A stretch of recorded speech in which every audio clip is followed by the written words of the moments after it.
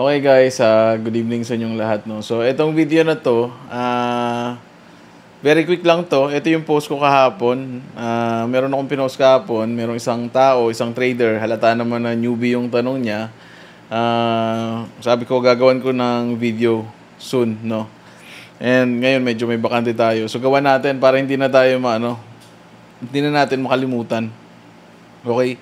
Nga pala guys, no, pag may mga questions kayo sa akin, especially yung hindi WAG Squad, hindi ako kilala, hindi alam kung paano ako sumagot or iba yung humor ko.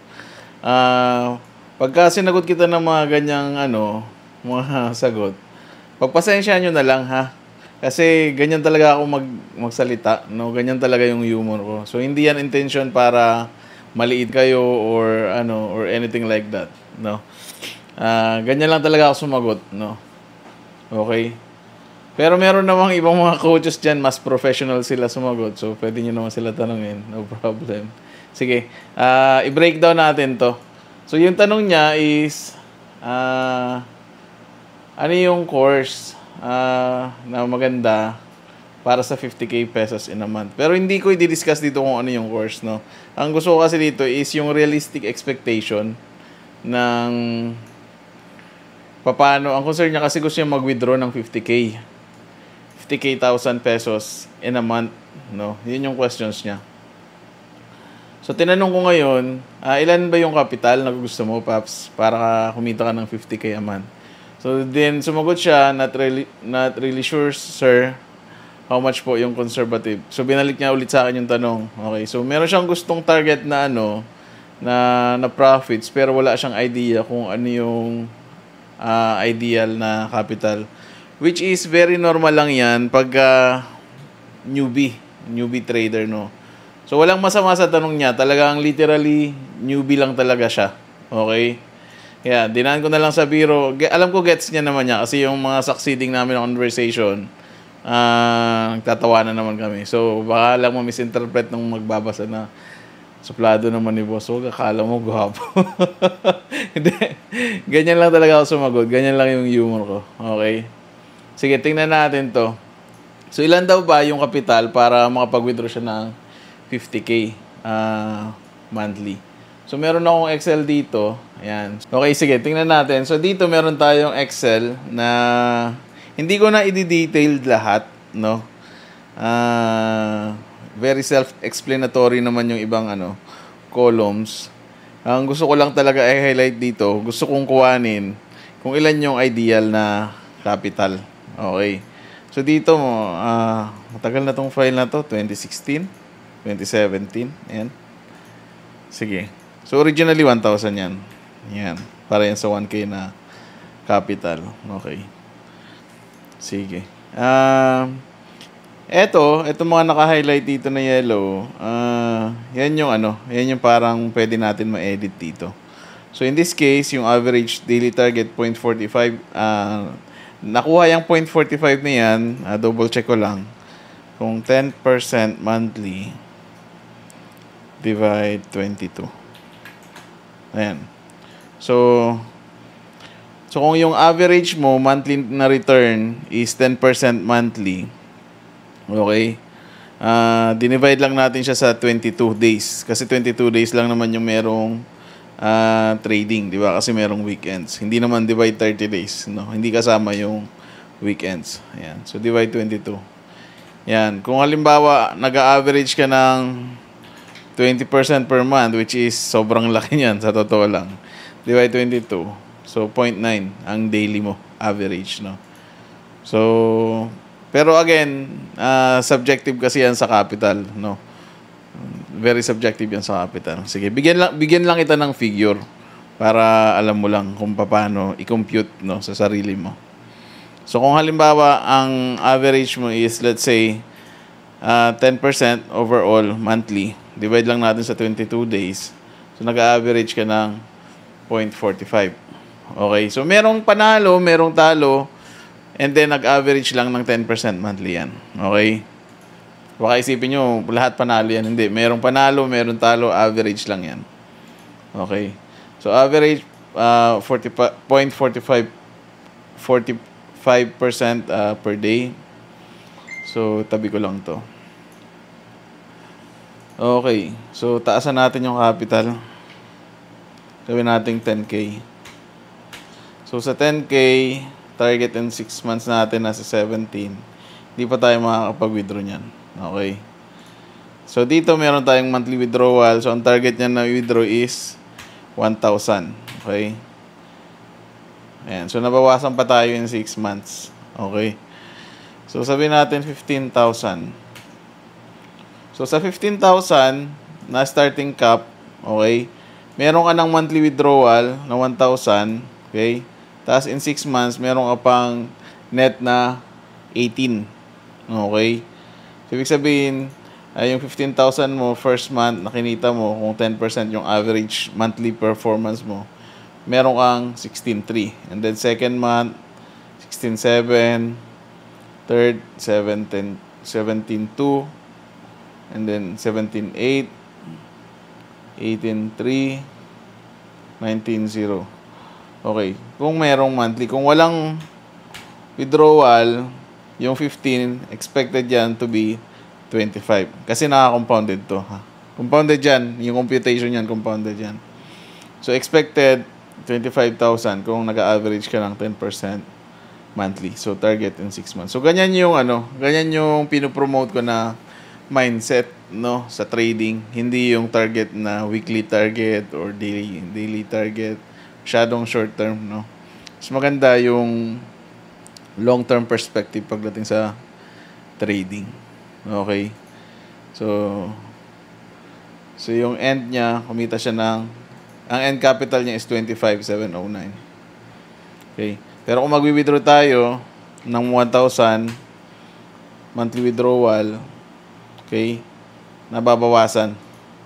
So, 18 na lang at the end of the 6 months. Okay. Siguro taasan natin. Gawin natin 20,000. So, sa 20,000 na capital, okay, 0.45% per day set up na profits. Sa 6 months, yung 20 mo naging 26 na, pero nakakapag-withdraw ka pa ng monthly withdrawal. Okay. So, etong Excel na to, matagal na to. Nilagyan ko talaga siya ng monthly withdrawal kasi dati, nagko-compute ako, no? What if kukuhanin ko sa monthly profits yung bills. So, kung halimbawa, may bills ako na, for example, 1,000, yan. At least, nandiyan na siya. Makikita ko na yung projected ko in the long run. Okay. So, sa 15K, pwede na. 15K, kaya lang kasi, ang hirap mag-upscale ng capital. Halos walang pinagbago in 6 months. Sa 20K, halos ganun din. 6K lang yung nadagdag mo sa 6 months. Okay. Pero pwede na. At least nakapag-withdraw ka na ng $1,000 monthly. Okay. Kung wala, gawin natin 0. Hindi ka muna mag-withdraw. Let's say, sa first 6 months, huwag ka muna mag-withdraw. I-build mo muna yung capital. Okay? So, meron kang projected na 34,000. Di ba? Sa average na 10%. O kahit sabihin mong merong hindi mo hindi mo nakuha yung consistency niyan. Let's say, nag-vary yan. Kahit 30 na lang. Sarado mo na lang after 6 months. Makapag 30 ka. So, in 1 year, meron kang projected na 51. No? 51. Yan. Average ka ng 10% monthly. Okay? So, gawin natin conservative. Mas conservative pa. Okay? Para wag natin gayahin yung ibang influencer na kaya nilang kuhanin yung retirement in just a few months. Okay? So, balik natin sa 20,000. Tapos gawin natin, sabihin natin 5%. No? Sa prop firm, 10% yung target nila, pero wala namang, sa ngayon wala nang limit, wala nang deadline, dati meron. So kahit sabihin natin 5% na lang, divide 22. So 0.2, kahit 0.3 na lang. No? 0.2 or 0.3. So tingnan natin. So 0.20, sarado na lang natin 0.25%. Ayan.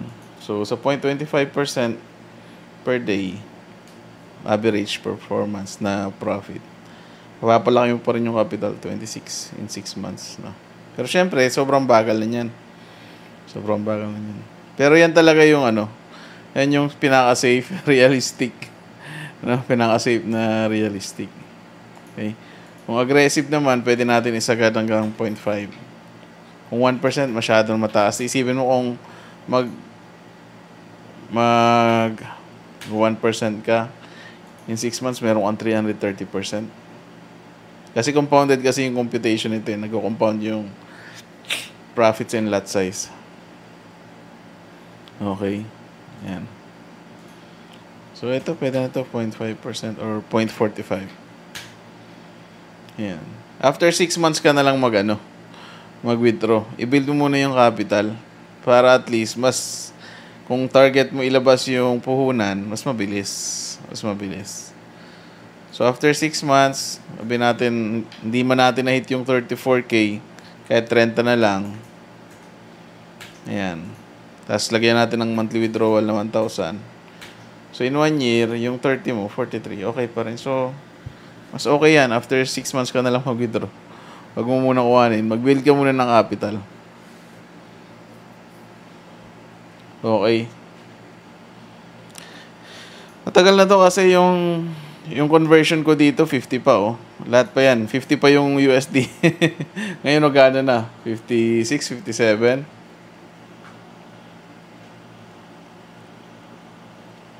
Okay, guys. So, kung ang tanong, doable ba sa 15K? Doable siya sa 15K. Kung nag-average ka ng 10% monthly. Pero mabagal lang. Mabagal lang yung pag-upscale. Okay? Kung doable siya sa 20, mas doable siya. Meron kang 26 after 6 months. And then, 26. So, in 1 year, meron kang 36. Yan. Nakapag-withdraw ka niyan simula nung first month mo. Pero again, ang tanong, kaya mo bang mag 10% monthly? Yun yung tanong. Yun yung tanong. So, kahit kaya mo mag-produce ng 20,000 na capital, ang tanong, kaya mo bang mag-produce ng 10% monthly? Di ba? Try natin sa 5%. So, kung 5%, divided by 22 days, 0.22. Ayan. Halos konti lang yung nadadagdag sa principal kung nag-withdraw ka. Kung 20,000 original capital. Nabawasan ka pa, Pops. Lugi ka pa. 25.